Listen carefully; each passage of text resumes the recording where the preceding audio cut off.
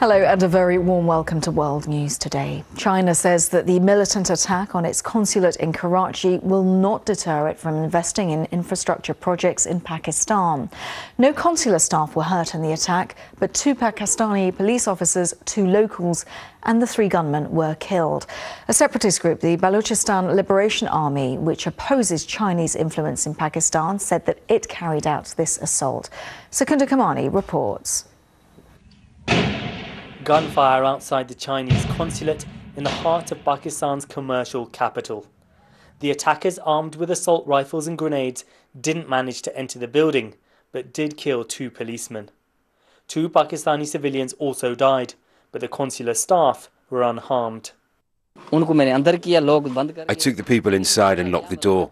The Chinese asked what was happening.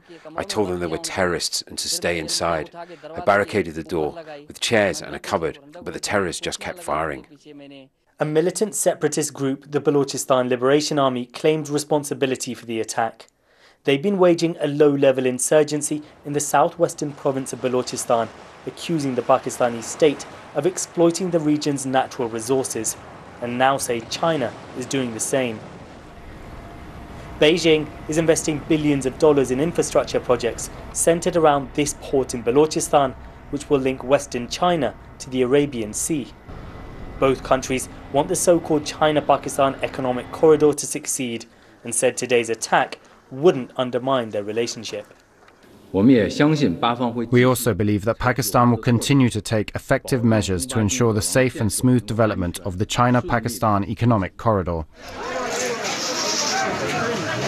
Officials in both countries will be relieved the death toll today wasn't even higher. But this attack is the most high profile on a Chinese target in Pakistan so far. And that will raise concerns. Secunda Kamani, BBC News, Islamabad. Well, earlier I spoke to one of Pakistan's most prominent journalists, Talat Hussain, about this attack. I began by asking him if the BLA wanted to send a message to authorities in Pakistan. It certainly does send a message to the Pakistani authorities. This particular group has been banned in Pakistan. It's designated as a terror group, has been operating from the mountains, different types of tactics, sniper hits, ambushes, IEDs. This is the first time they have moved into heartland Pakistan and have struck at the heart of Pakistan's strategic ties with China, and using suicide bombers and killers. That's another upgradation of the terror tactic. They're showing their capability. They are saying that we are going to take it to the next level. So as far as this group is concerned, it certainly is a sea change in the tactics. And just explain to us their concerns about what China is doing in Pakistan. The BLA really is looking for opportunity to hurt the Pakistani state in its strategic interests. Its declared ideology suggests that it wants to break up Pakistan. It wants to create a separate province out of Balochistan, the south-western territorially the largest province of Pakistan. We have got 4 provinces.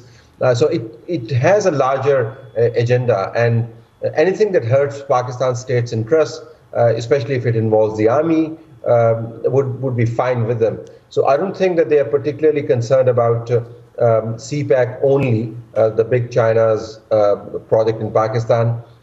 It's just that it happens to be very close to Pakistan's strategic interests, and they want to hit at it. But it does highlight the issue that much of CPAC is going to be passing through Balochistan, which has the ultimate port, which is Gwadar port, in contention. And these groups, like others, oppose any ingress into their territory. It's a very parochial kind of an approach, but that's how they look at life. So probably that's one factor. But generally speaking, they would oppose Pakistani state's interests wherever the opportunity affords them to. Doesn't this also highlight the fact that Pakistani authorities and security services are incapable of protecting Chinese citizens in Pakistan? Well, this is one way to look at it. The other way is that these terrorists were prevented from entering into the consulate, where about 18 plus people were hauled up, and of course that included Chinese as well. That could have really led to catastrophic developments. But the larger point is well made. The Chinese interests in Pakistan are of different nature. They've got thousands of the citizens here. They've got projects going on. They've got their own consulates. They've got the NGOs. So with this kind of a large footprint, it's next to impossible to be creating a security wall around all of them. And that's the message that BLA is trying to send, that we are going to up the ante on this one. And wherever we find strategic interests, we'll hit at them. This really is a big headache for the Pakistani security establishment. Talat Hussain there speaking to me from Islamabad. Now, a summit